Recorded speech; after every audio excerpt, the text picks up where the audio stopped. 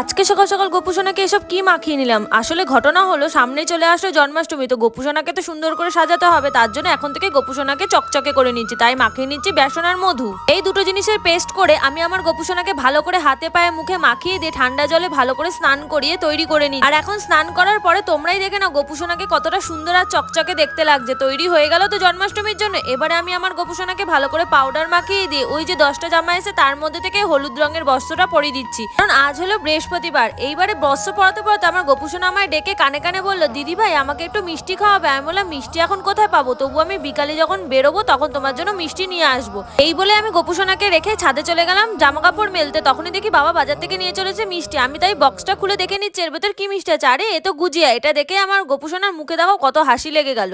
আর হ্যাঁ, তোমরা যারা এখনো ভিডিও দেখোনি তাড়াতাড়ি বড় ভিডিওটা দেখে আসো। আর আজকের মতো আমার আর গোপুসোনার তরফ থেকে তোমাদের রাধে রাধে। আজকের নামগুলি হলো কুবি, মাম্পু, অন্বেষা, দিশা, অর্পিতা, বিথিকা, নন্দিকা। রাধে।